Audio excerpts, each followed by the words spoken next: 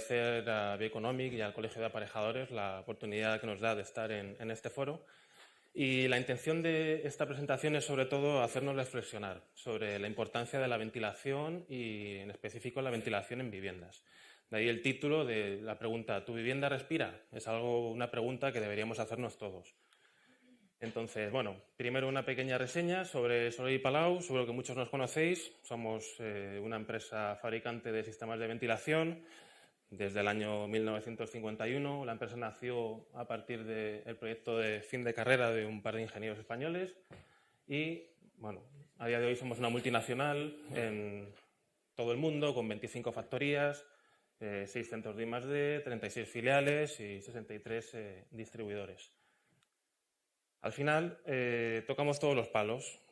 Si podéis pensar en cualquier proyecto en el que esté involucrado un ventilador, pues al final vamos a tener una solución para ese proyecto.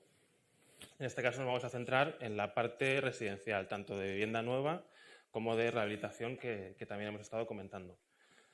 Y una imagen, como os digo, para la reflexión. Si a cualquiera de los que estamos aquí nos dieran a elegir para beber entre estos dos vasos de agua, ¿cuál elegiríamos? Pues creo que está bastante claro que todos elegiríamos el de agua limpia en lugar del de agua sucia y turbia. Esto que es muy visual con el agua, con el aire no lo es tanto.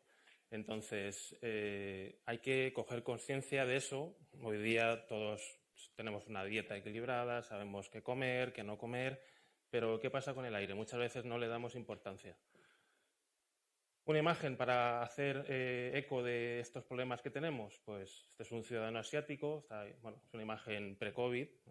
Sabemos que en los países asiáticos pues, tienen problemas de contaminación, de calidad de aire, pero no hay que pensar que solo sucede allí, o sea, no tenemos que irnos tan lejos. Si venimos a España, una imagen de Barcelona, imagen del skyline de Madrid, con la famosa boina que se genera muchas veces por los episodios de contaminación, nos indica que tenemos un problema que hay que intentar resolver de cara a la salud de nuestras viviendas y de nuestra salud personal, por supuesto.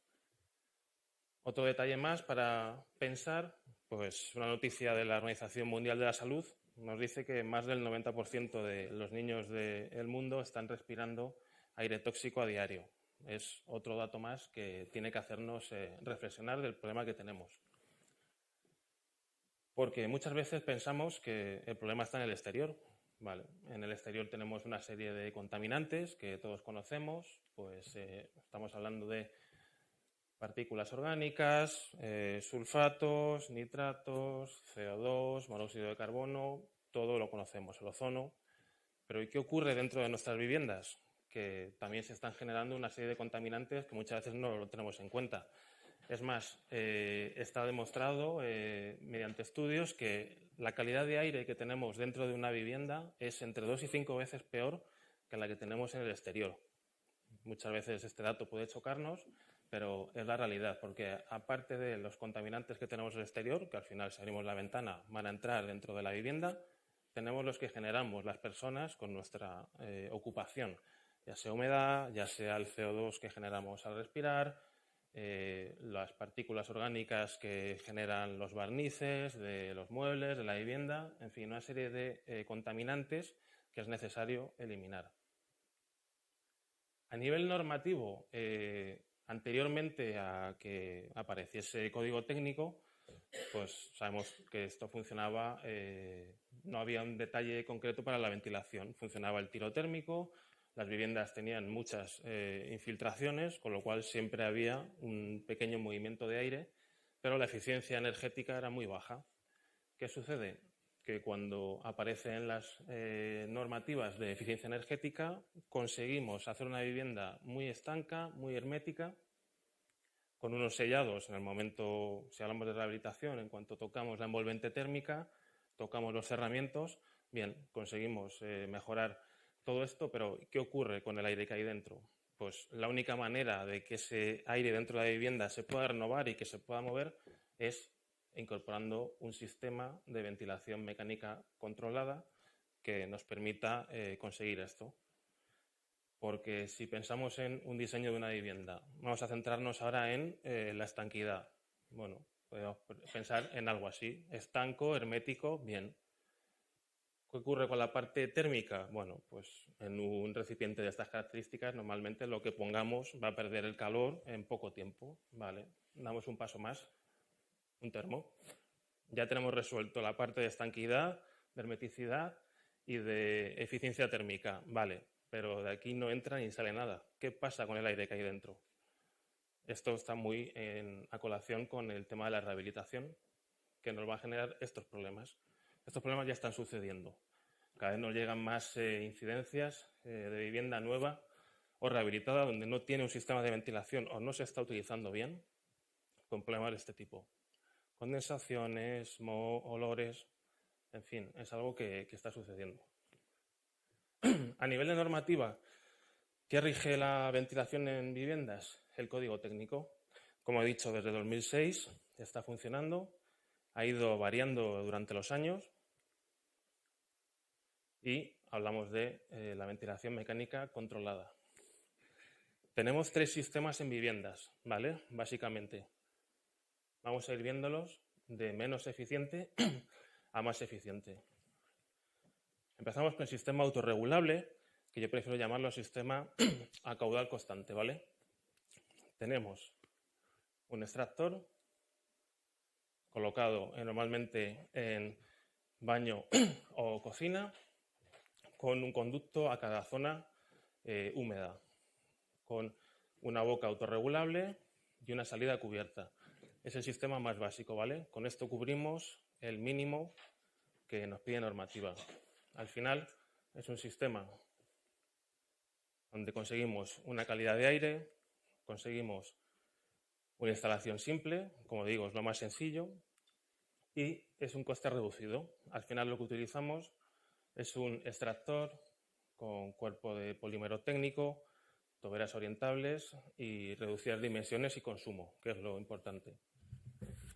Si pasamos al siguiente salto en cuanto a nivel de eficiencia, seguimos hablando de simple flujo, pero aquí ya cambiamos el concepto de caudal constante por caudal variable. Al final, ¿cómo podemos conseguir un caudal variable? Asociando a un extractor, a un equipo, distintas ondas de calidad de aire. Bien pueden ser que midan partículas orgánicas, que midan humedad, que midan presencia, que midan CO2. En este caso, el sistema hidrorregulable lo que hace es centrarse en la humedad. Tenemos un documento de idoneidad técnica que tenemos todos los fabricantes para poder utilizar el sistema y que esté aprobado por el Código Técnico. En él se establecen los parámetros y las características del sistema, que básicamente, como podemos todos imaginar, aquí en Madrid no tenemos la misma humedad que tenemos, por ejemplo, en Cádiz. Por lo tanto, separa o divide, mejor dicho, el mapa geográfico en distintas zonas climáticas, y en función de cada zona y de la tipología de vivienda nos da una boca de un caudal determinado y un aireador de entrada de aire. Antes no lo he comentado, pero es muy importante cuando ponemos un sistema de ventilación mecánica controlada garantizar la entrada del aire, porque si solamente extraemos y no garantizamos la entrada de aire vamos a tener problemas, porque el aire al final va a buscar algún punto para entrar en la vivienda. Si no es por donde debe entrar, que es por los capeazados de la ventana o utilizando la microventilación, el sistema autorregulable que también está permitido, nos puede entrar pues, por el descansillo de la vivienda, incluso por los enchufes, por sifones secos, por puntos donde no nos interesa que entre. Entonces, con este sistema irregulable, esa eficiencia la conseguimos en poder reducir los caudales de ventilación frente al sistema autorregulable. Aquí, por ejemplo, en la zona centro, según la tipología de vivienda, podemos llegar a ahorros en torno al 20% de caudal. El sistema a la hora de instalación es igual que el sistema autorregulable, un extractor colocado en el falso techo, normalmente de baño o de cocina, con un terminal de extracción en cada zona húmeda, una salida a cubierta y aquí sí es muy importante unos aireadores de entrada de aire, porque para poder cumplir con el documento de unidad técnica que he mencionado antes, necesitamos que el sistema esté completo porque de esta manera conseguimos que el aire entre de la manera que necesitamos.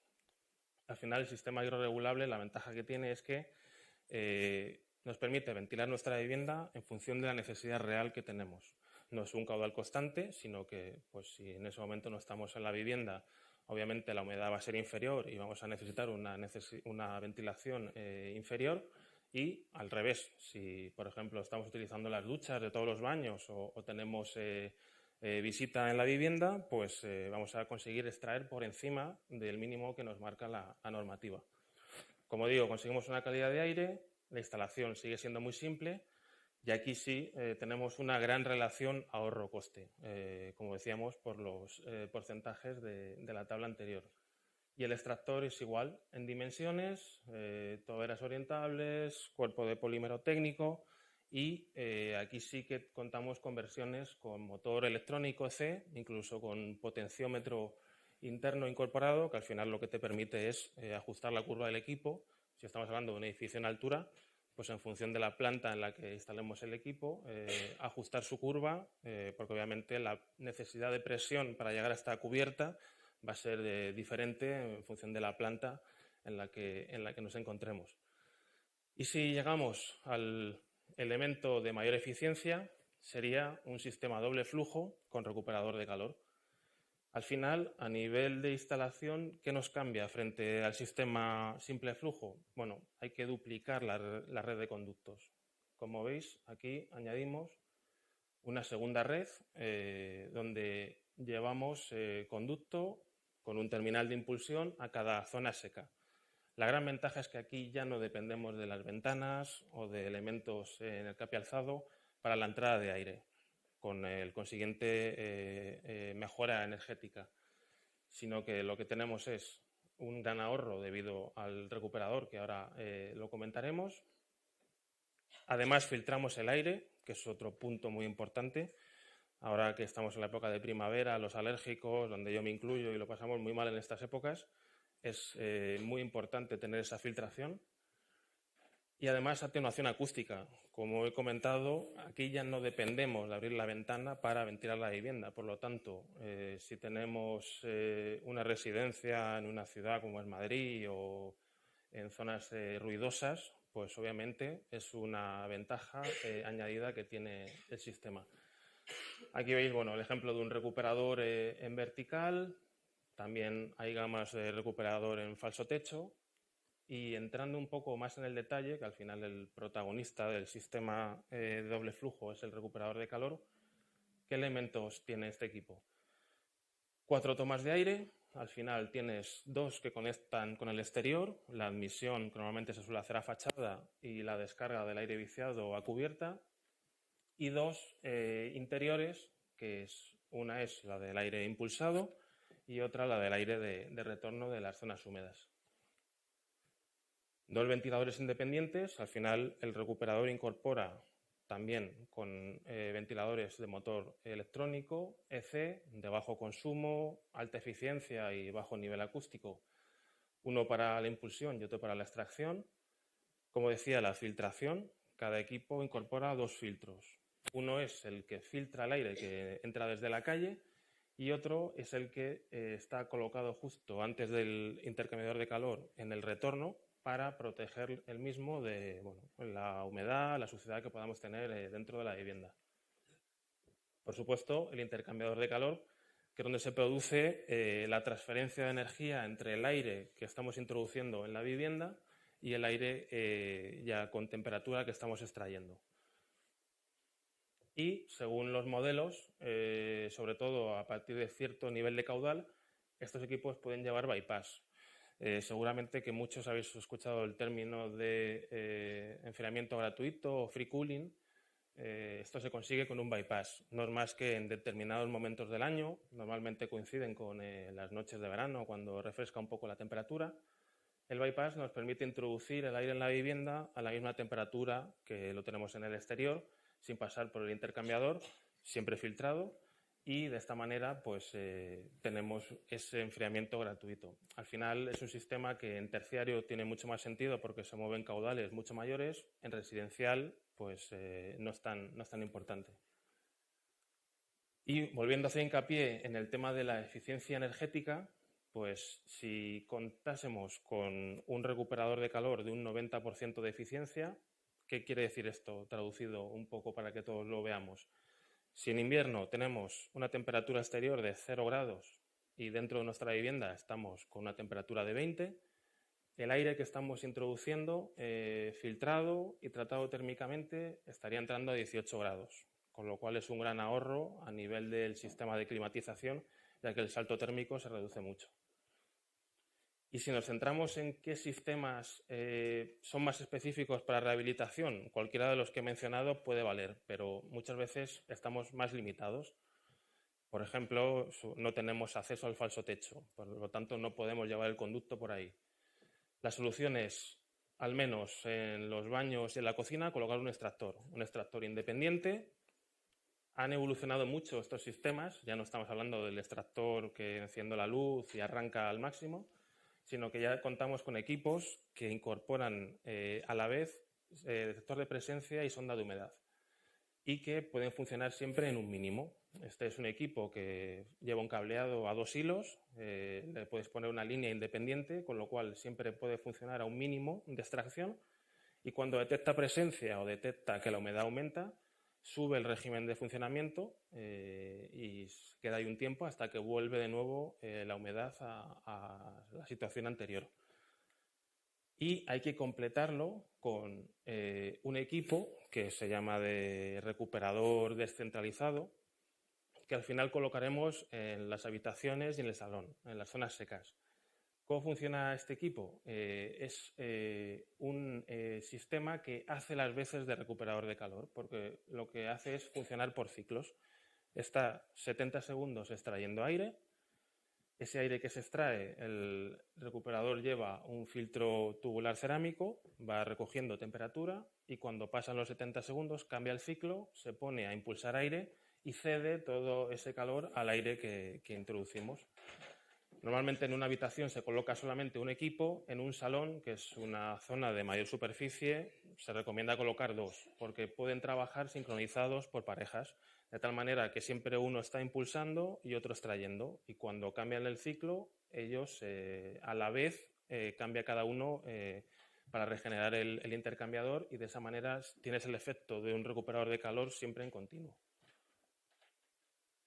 Y para terminar, bueno, si recordáis cómo empezaba la presentación con los 2 vasos de agua, quiero que veáis en qué se traduce esto en el aire que respiramos. Estos son 2 filtros, uno limpio y uno sucio. Pues lo que tenemos que pensar es qué filtro nos gustaría que estuviera en nuestra casa. Y la reflexión final es, bueno, cuidemos el aire que respiramos. Y nada más, ahí os dejo mi contacto para cualquier cosa que necesitéis, aunque luego supongo que lo comentaremos. Y nada, muchas gracias.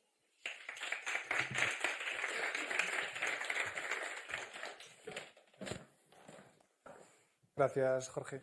Creo que es muy importante que haya soluciones también específicas para